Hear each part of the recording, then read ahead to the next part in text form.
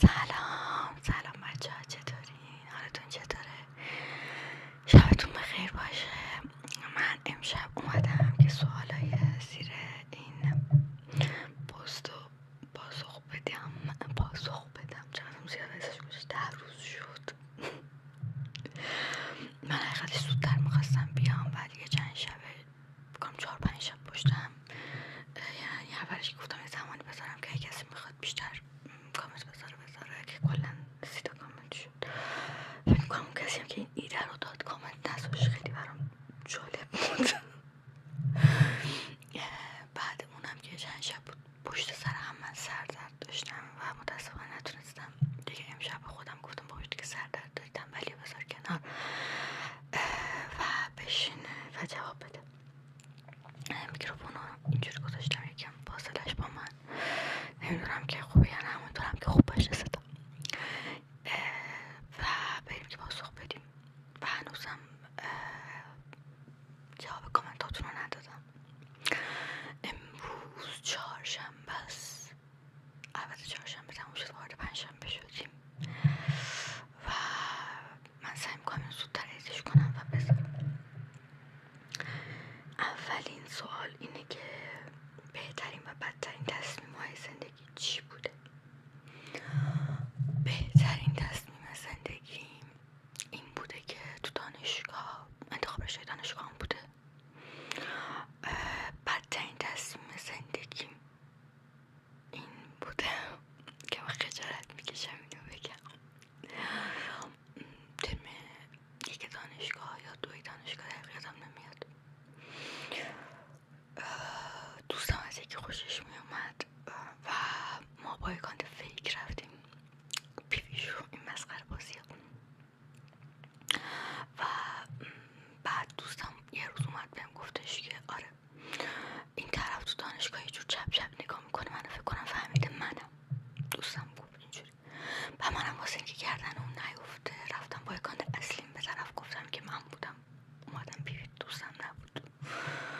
و این احساس میکنم هنوز که هنوز من فکر میکنم امسال مثلا 94 امسال 9 سال شد از اون کار گذشت و من هنوز میتونم با من یکی از بدترین تصمیم‌های زندگی ازش یاد کنم.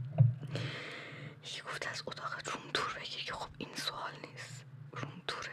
فکر نمی‌کنم بتونم روم تور ASMR بگیرم بچه با این میکروفون بچرخم تو اتاق. ببخشید چرا سوال این وریه، نمیدونم از اول به آخر میاد یا از آخر، نمیدونم از پایین دارم میخونم. یه بیوگرافی بده و سوال بعد این که چرا بینی تو عمل میکنی و تو رابطه. بیوگرافی خب اسمم فاطمه جعفری، فامیلیمه، متولد 24 تیر 76 یعنی 27 سالمه. تو دانشگاه کشاورزی خوندم تا کارشناسی ارشد، گرش باغبانی. دانشگاه تهران درس خوندم، قصد مهاجرت به کره دارم اگر که بشه. کره و انگلیسی و در سطح متوسط رو به بالا بلدم، کره این بهتر از انگلیسیمه. و فکر کنم سوالای دیگر رو توی بقیه جواب بدیم. چرا بینیمو عمل نمی کنم؟ حقیقتش این بینی یه مقدار زد و نقیزه، یعنی یه جایی حس کردم نیاز نبوده، یه جایی هم حس کردم که دکتر خوب واقعا شاید نباشه. یعنی الان حس میکنم نیاز نیست ولی شاید در آینده این کار کردم، نمیدونم. تو رابطه در حال حاضر خیر. این بهترین و بدترین تصمیم دوباره کامنتش گذاشته راجع به علایقم. سریال دیدن رو خیلی زیاد دوست دارم، سریال دیدن و فیلم سینمایی دیدن رو. فیلم سینمایی ترجیح میدم ایرانی ببینم، اما سریال های کره‌ای، چینی، تایلندی اینا رو دوست دارم بیشتر. زیاد سریال ایرانی نمیبینم ولی فیلم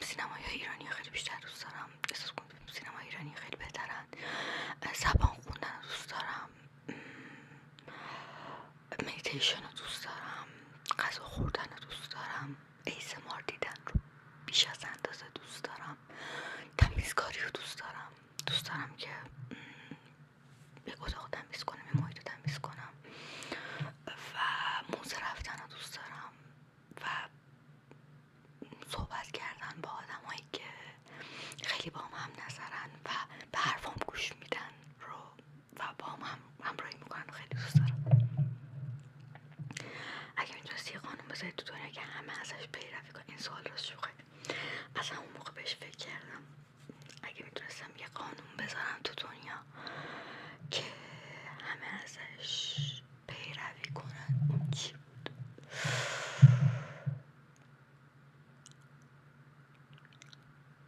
دروغ نگی.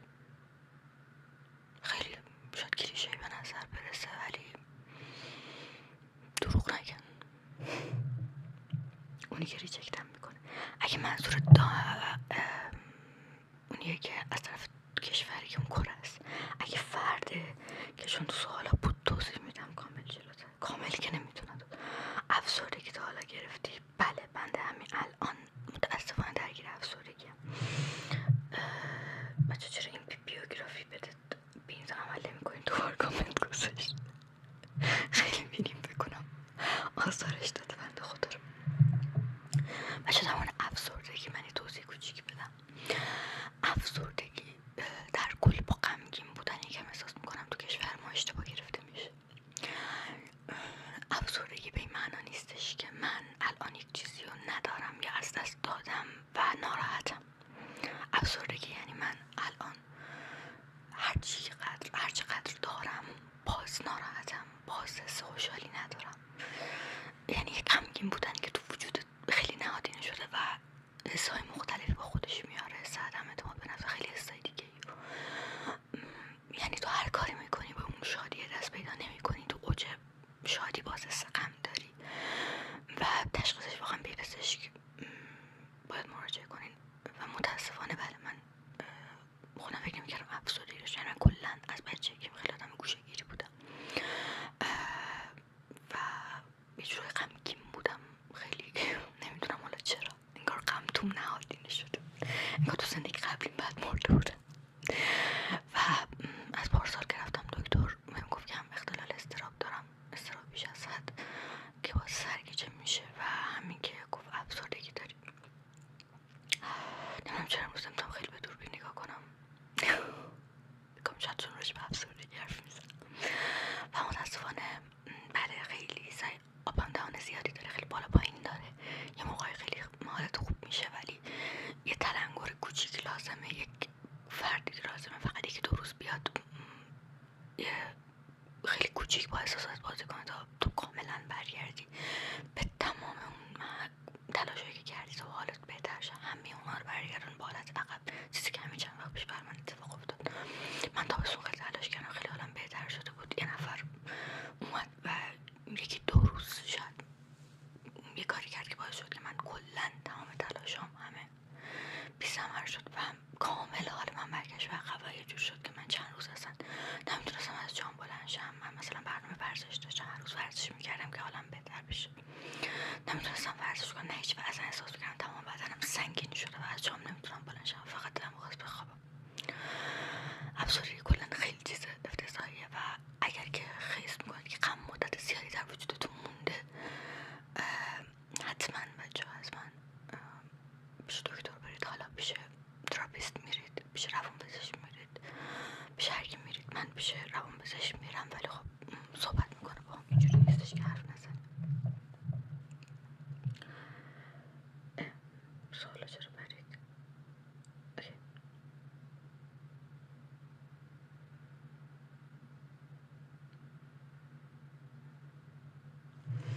خواننده و آهنگ مورد علاقه در حال حاضر یا کلا؟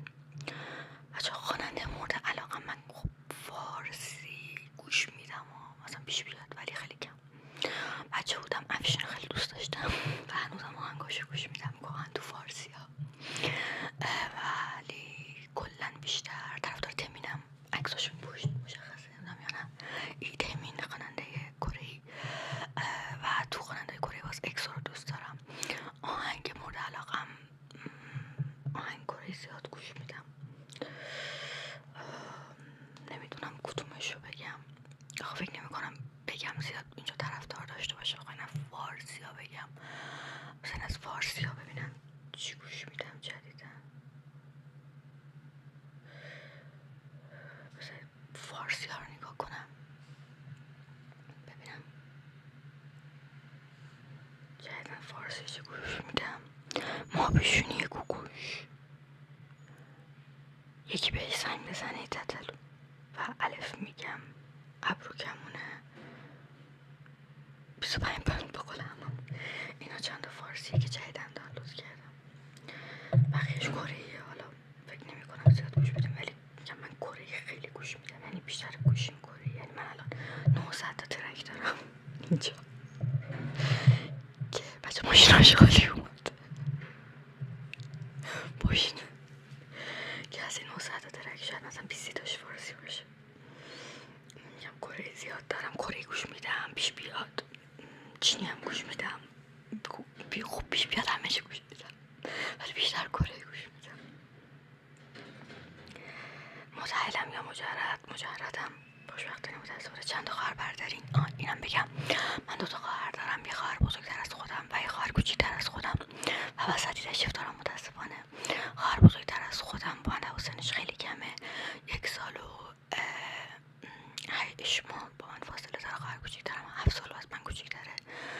بچه من فهمیدم چرا من امروز انقدر معصبم، چون دوربین رو بردم عقب‌تر و من همیشه چون خیلی دوربین بهم نزدیکه راحت میبینمش، الان چون دوربین رو بردم عقب‌تر زیاد خوب نمیبینمش، معصبم از دور. و 2 تا خواهر دارم دیگه. بخوام باز یه بیوگرافی کلی تر بدم ببینم جلوتر اگه کسی بیوگرافی پرسیده.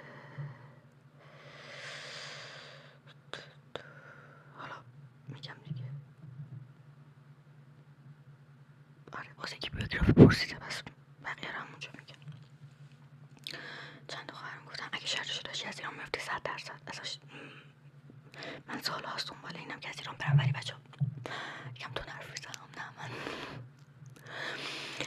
کلا خیلی تون حرف میزنم، خیلی هم میگن. من آرزوم و مثلا چیزی که دوست دارم همیشه این نیست که از ایران برم، بلکه آرزوم اینه که برم کره. و خب خیلی بهم میگن که بیا مثلا ما مثلا کمکت میکنیم برو کشور دیگه که حالا به قول اینا بهتره از کره، ولی من دوست دارم که برم کره. دوست ندارم صرفا از ایران برم. شروع کردن ASMR ارزششو داره. ببین کلا به نظر من شروع کردن تو فضای مجازی شانسیه. من نمیگم خوش شانس بودم و نمیگم بد شانس بودم، ولی میبینم خیلی ها دیدم کیفیت کارشون از من پایین تر بوده و بهتر از من اومدن جلو. دیدم کیفیت کارشون از من بالاتر بوده و کمتر از من اومدن جلو. یا حتی مثلا تو یوتیوبرهای خارجی که خب مثلا خودم دنبال کردم دیدم یه نفر کیفیت کارش خیلی خوبه ویوهاش کمتره. یعنی کاملا شانسیه بچه ها، ارزششو داره، باید تستش کنید. من اگه برگردم عقب دوباره شروع میکنم، چون درسته که واقعا خیلی سخت ساب میگیرم. یعنی من ویو میگیرم واقعا، یعنی نسبتا راضیم از ویو، ولی ساب خیلی سخت میگیرم و خب میدونین که تا من اون ساب اندازه رو نگیرم این ویوهایی که دارم من مانیتایز نمیشم و من باید خب از جیب خرج کنم بذارم. چقدر باید تلاش کنی؟ خب من الان بیشتر از 1 سال دارم تلاش میکنم و نمیدونم چقدر دیگه باید تلاش کنم. باید ببینید دیگه. ولی میگم هستن کسایی که خیلی کمتر تلاش کردن. بستگی به شانستون داره، کاملا به شانستون بستگی داره. خسته شدم. نه حقیقتش نه. اوایل که شروع کردم اصلا صاحب نمیگرفتم، آره خیلی ناامید بودم، ولی من تو سخت‌ترین شرایطم تنها جایی که واقعا بهم امید داد که نه تو باید زنده بمونی و باید ادامه بدی کامنت یوتیوب هم بود. درسته که مثلا من از یوتیوب پولی در نمیارم، ولی واقعا تنها جایی که هیچ کس به دادم نرسید و به خودم گفتم تو باید بلند شی و باید زنده بمونی کامنت های یوتیوب هم بود که برام کامنت میذاشتن که چقدر ویدیوهات خوبه. جایی که مثلا من خودم شاید راضی نبودم از اون ویدیو، از کاری که دارم انجام میدم، از اون ویدیویی که گذاشتم، ولی اون کامنت های یوتیوب واقعا بهم کمک کرد که من از جام بلند شم. بخاطر همین خسته نشدم. یعنی هنوزم حتی اگه بگن 1 سال دیگه باید با همین تعداد صبح ادامه بدی ادامه میدم، چون همین کامنت ها واقعا به من انرژی مثبت میده و واقعا حس خوب میده. خسته نشدم. فقط از خودم ناراضیم که من پارسال بخاطر اینکه اتاق خواستم برای آیلتس بخونم و امتحان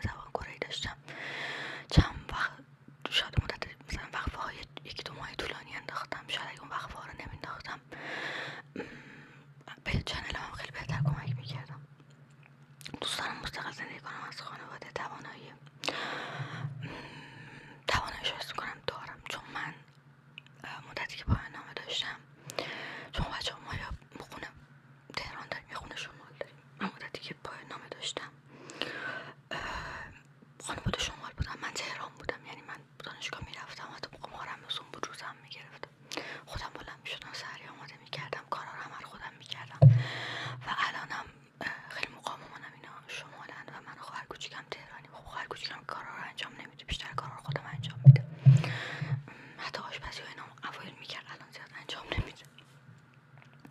حالا تمیزکاری خونه باشه و این چیزا از نظر مالی نه استقلال ندارم، ولی از نظر کارهای مثلا هندل کردن کارهای خونه و خرید و اینجور چیزا اسم میکنم تواناییشو دارم. از نظر مالی نه، خب هنوز از جیب بابام استفاده میکنم، ولی از نظر چیزای دیگه میتونم و دوست دارم.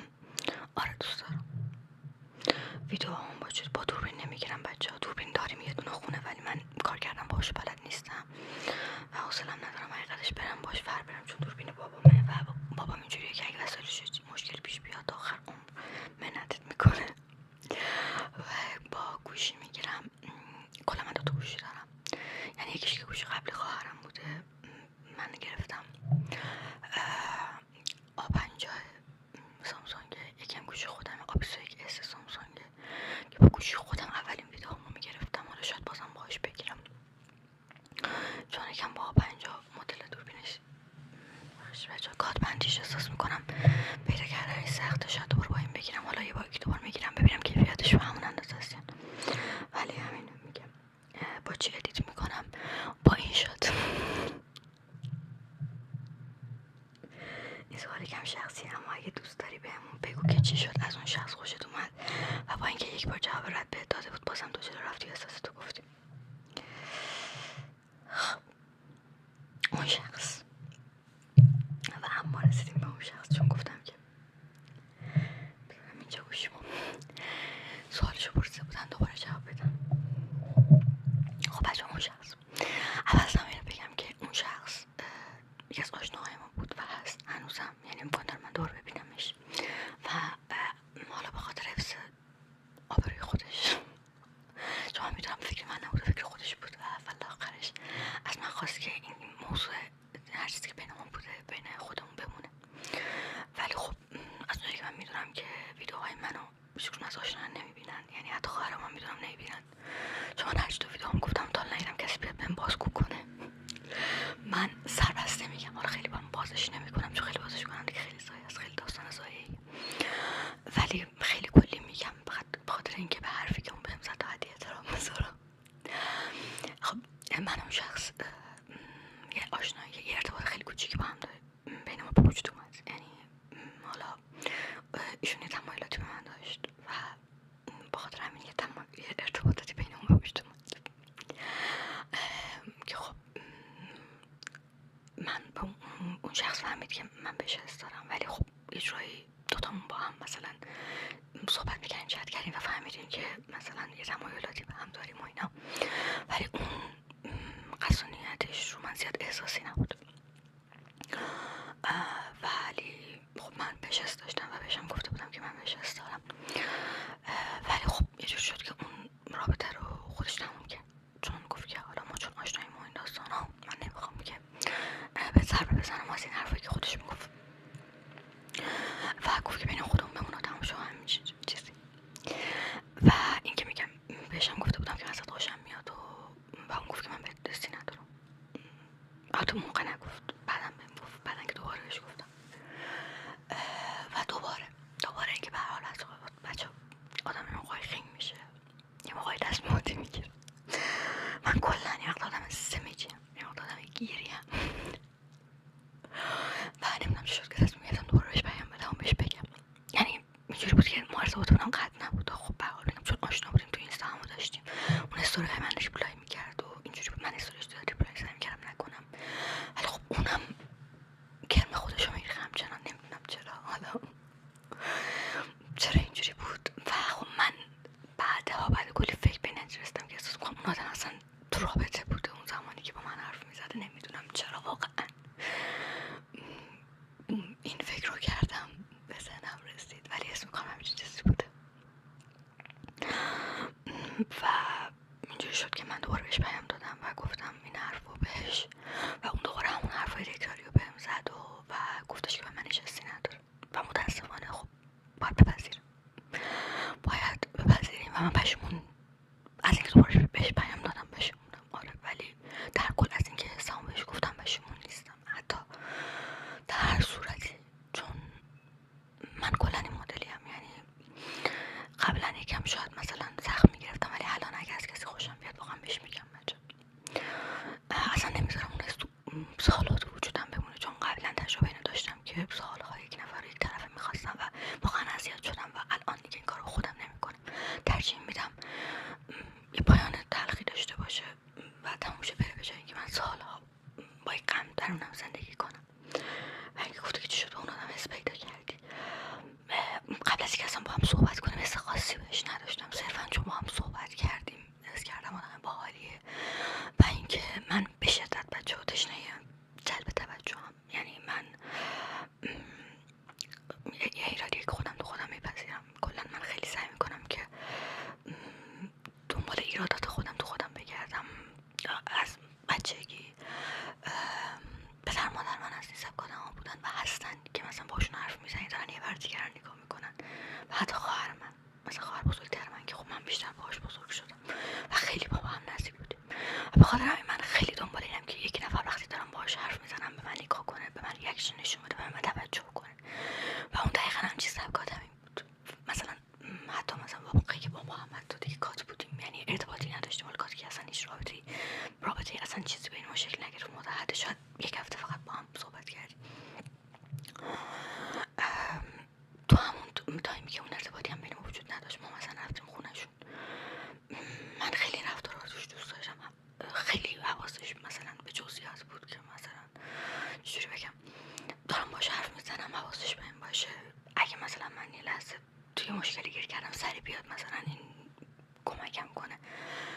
و هنوزم با وجودی که حالا رفتاری ازش دیدم که درست نبوده و ناشایست بوده شاید از دید خیلی ها و خیلی چیزای دیگه، این رفتارش رو خیلی دوست داشتم و خیلی این رفتار رو من واقعا هنوز فرد دیگه ای ندیدم. من رابطه قبلی که داشتم 5 سال با فردی توی رابطه بودم و حتی تو اون فرد ندیدم. یعنی من 5 سال با کسی دوست بودم که ازش اون توجه که بگم الان من دارم باهات حرف میزنم و لطفا تمام حواست به من باشه و بعد تک حرفای من نه ریاکشن فیک، ریاکشن واقعی نشون بده که من حس کنم واقعا دارم با تو صحبت میکنم و ما داریم واقعا با هم دیگه یک تعاملی انجام بدیم. اون ازش ندیدم و این به نظر من تنها چیزی بود که من توی اون توجه من رو به خودش جلب کرد.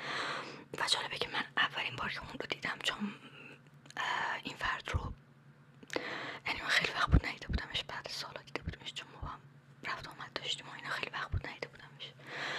قیافش بعد سالا بر من جالب نبود زیاد. من همیشه فکر میکردم که قیافه برام خیلی مهمه، ولی بعدم فهمیدم که واقعا طرز برخورد آدم خیلی خیلی مهمتر از قیافه آدم هست. من قرار بود خلاصه توضیح بدم، کلا من نمیتونم خلاصه توضیح بدم و اینجوری شد دیگه. ولی الان خب ارتباطی ما هم نداریم. من حتی به خاطر اینکه دوباره وسوسه نشم و گند نزنم شماره‌شو پاک کردم، اینستا آنفالو بهش کردم.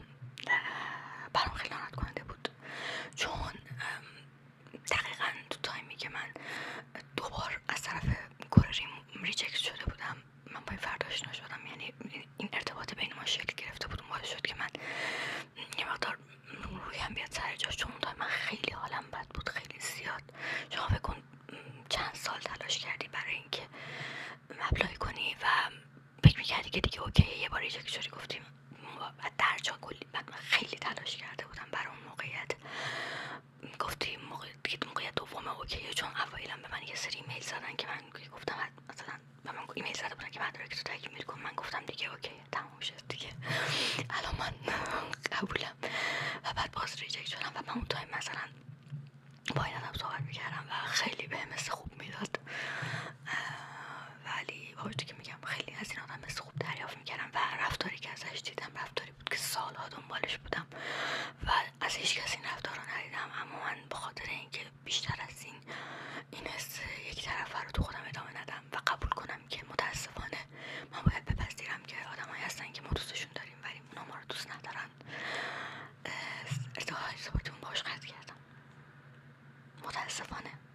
گاهی ما برای بقیه دوست داشتنی نیستیم و اونا فقط جسم ما رو دوست دارن، نه واقعیت ما رو.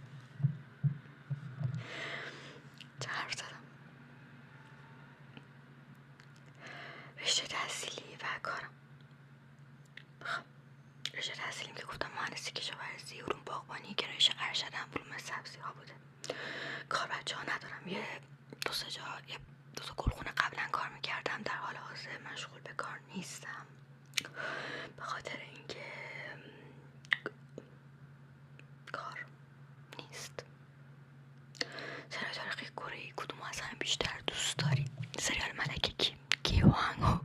من عاشق این سریالم بچه، یعنی میتونم بدون شک بگم من دیوونه این سریالم. بازی چانگوک که خیلی دوستش دارم و حاجی اون که دیوونشه. یه نفر نوشته که سلام فاطمه جون، چون من فضولی بلد نیستم سوالی هم ندارم، برعکس خودم، چون من خیلی آدم فضولی هم بچه ها، بشه آدم فضولی، ولی چون وایب خوبی داری دیدن برنامه رو دوست دارم. مرسی عزیزم، عاشقتم مینا جون. میشه رول پلی های فانتزی بیشتر بگیری ملینا جون؟ چشم عزیزم، سعی میکنم. سخته چون من امکاناتم کمه. فاطمه جون از برنامه‌ریزی و یادگیری زبان کره و انگلیسی بگو. الان جای کار میکنی که دیر ویدیو میذاشتی و نبودی؟ از برنامه‌ریزی و یادگیری زبان کره و انگلیسی. زبان کره و انگلیسی اوکی. البته من یه ویدیوی کامل برای کره و انگلیسی دارم، ببینی فکر کنم برای بهتر باشه. ولی کلا بگم کره بچه این سوال رو من میپرسی من نیم ساعت بشنم حرف بزنم.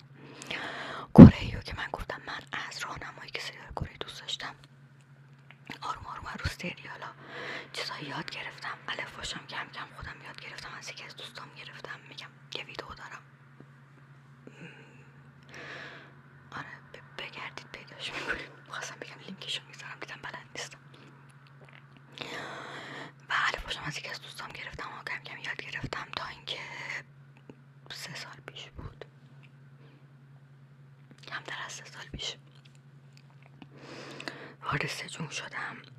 برنامه ریزی هم بگم موقع که همجور تفننی میخوندم برنامه خاصی که نداشتم طبیعتا، جز این که از طریق دولینگو حالا میخوندم دیگه، هر روز وارد دولینگو میشدم و طبق اون چیزی که تو دولینگو بود میخوندم. بعد که وارد سجون شدم هر درس که هر هفته استاد میداد و حالا استاد میگفت یه پیشخوانی کنی، من پیشخوانی میکردم و کلماتی که نمیدونستم و در میآوردم و بعدم درسی که استاد میداد و میخوندم. اون برای سجون که 5 بود که سجون که 6 و 7 و 8، چون استاد نمیگفت پیشخوانی کنید، فقط درسی که استاد میداد یه دور میخوندم و کلماتو میخوندم و اگه کلماتو بلد نبودم از استاد میپرسیدم. و برای امتحانم من معمولا مثلا 2 هفته قبل امتحان شروع میکردم. من اینجوری هم که مثلا یه دور اول کامل کتاب میخونم، دوباره میام دور بعدی میخونم، بعضی مثلا یه درس هایی میخونن تا کامل بلد بشن، بعد میرن درس 2. ولی من مثلا یه دور مثلا خلاصه وار طور نمیدونم چجوری بگم، یه دور اول مثلا خیلی آروم میخونم، یه درس خیلی سرسری طور یه درس رو میخونم، بعد میرم درس بعدی این سبکی میخونم آروم، نمیتونم مثلا یه درس رو کامل بخونم بعد برم اینجوری. بعد و اینجوری مثلا خوندم کره و بعد سعی میکنم که مثلا الان مثلا تو یوتیوب ویدیوهای ASMR اینا رو بازی نویسه کره میبینم، قبلا چی اینا رو میدیدم، مینی سریال ها رو بازی نویس کره میدیدم که یاد بگیرم و اینا. و اینکه سعی میکنم و الان که کره خیلی وقت زیاد نمیخونم که اگه چیزی رو دارم میخونم همزمان باش بنویسم، چون من حافظه تصویرم خیلی بهتره وقتی مینویسم و میبینم با چشم، خیلی بهتر تو ذهنم میمونه. برنامه ریزی اونجوری بگم نمیدونم چجوری منظورت. برای انگلیسی هم که برنامه ریزی بچه برای سترم که من آفرینش رفتم پیشخوانی نمیکردم انگلیسی. یه دور یادم نمیاد استاد که درس میداد یه دور درس رو میخوندم و تکلیفاشو انجام میداد. نه درسم نمیخوندم که دارم فکر میکنم بچه من انگلیسی رو خیلی سرسری میگذروندم، یعنی ترم آخر که واقعا سرسری میگذروندم، فقط درهدی میخوندم که تکلیفاشو بگذرم. قبل آیلتس، تابستون قبل آیلتس یکم خوندم، دروغ نگم. بعد دیگه شد تقریبا یکی دو ماه خوندم تو تابستون. بعد داخل تابستون یکم سرگیجه و اینا گرفتم، تا چند ماه قبل آیلتس یکم درس خوندم. کتابای آیلتس رو گرفته بودم، اینجاست، نه بالاست، طبقه بالاست که نشون دادم تو اونجی. اونا رو مثلا هر روز یه درس میخونم، من معمولا اینجوری میکردم. بعد کلمات جدیدش رو تو فلش کارت مینوشتم. بعد هر روز سعی میکردم که هر روز کلمات جدیدی که مینوشتم فرداش کلمات قبلی هم اونا رو با مثلا فلش کارت میخوندم دوباره، پس فرداش مثلا هر سری کلمات قبلی رو با کلمات جدید میخوندم که هر روز کلمات جدید رو مرور کنم و تا اینکه کتابش تموم بشه دیگه. یعنی کلا اینجوری سعی میکردم کلمات جدید رو یاد بگیرم و تست دارم که از روی لپتاپ میزدم، یعنی لپتاپ یه سایتی میرفتم که اونجا تست های آیلتس رو میزدم و اینکه یه سری چیزا پادکست هم گوش میدادم توی بریتیش کانسل.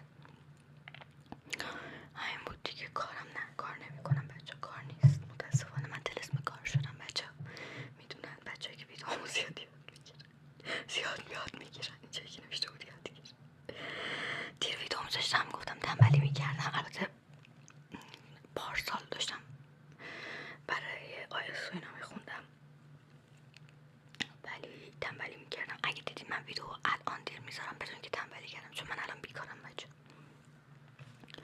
کدوم شهر زندگی میکنم؟ در حال حاضر تهران هستم، ولی از اونجایی که بنده بیکارم و من اصالتا بابلیم، گاهن سفرم میرم بابل و ممکنه که دم دست کنم ببرم بابل و اونجا ویدئو بگیرم، ولی فعلا احتمالا تهرانم.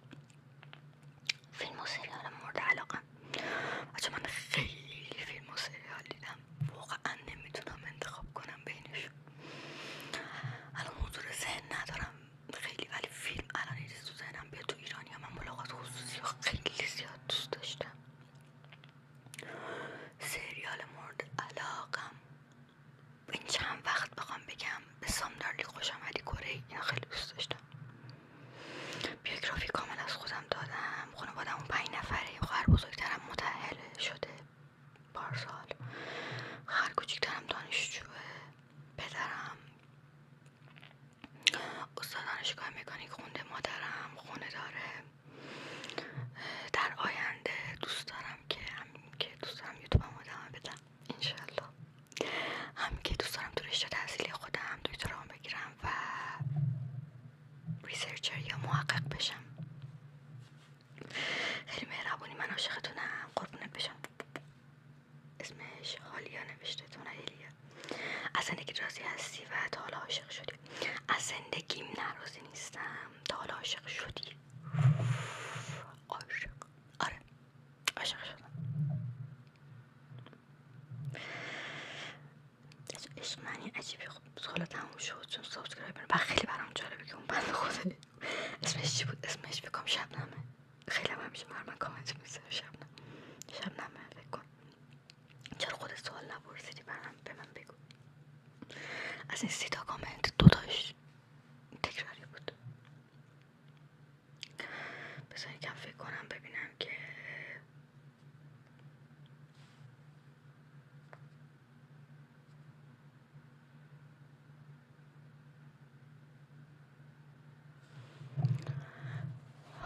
یکم فکر کنم ببینم بیوگرافی از خودم چیز دیگه مونده.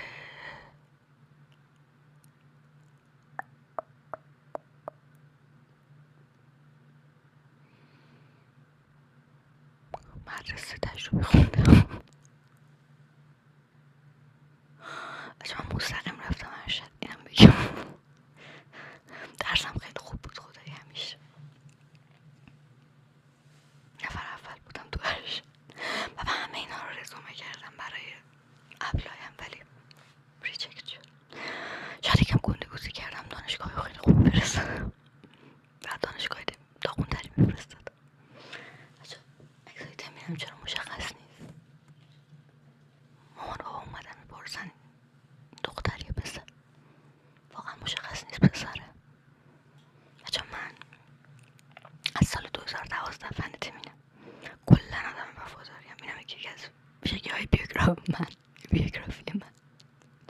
مثل سگ وفادارم و به شدت آدم کنه‌ای هستم، به شدت آدم کنه و لجوجی هستم. یعنی من به یک چیز پیله میکنم و این باعث میشه که من خیلی وفادار میشم. خیلی سخت دل میکنم، خیلی سخت ول میکنم و معمولا هم طرفدار یک کسی بشم خیلی سخت ول میکنم. من اینکه دیگه خیلی چیز بدی ببینم میگم از 2012 الان ما 2024 12 سال شد دیگه، وقتش تمیم بیاد منو بگیره. بذار یه عکس ازش بهتون نشون بدم، اینجا خوب مشخص نیست.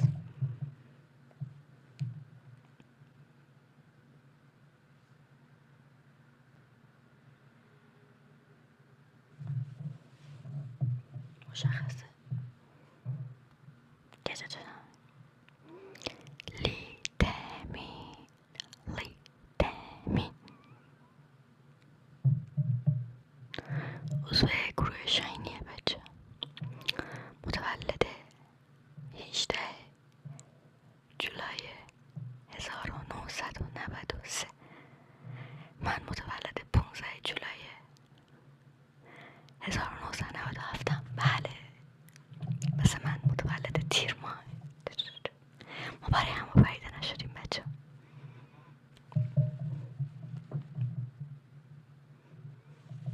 همین روز خواهرم بهم گفت که ملت نسبت تو سن دارن و دارن شوهر میکنن و تو هنوز عقلت سر جاش نیومده. ولی آیا شوهر کردن همه ماجراست؟ خیر. خب دیگه بچه ها، امیدوارم که پاسخهای کافی داده باشم و این ویدیو رو دوست داشته بوده باشین و من شما رو تو ویدیوهای رول پلی و ویدیوهای خیلی خوب انشالله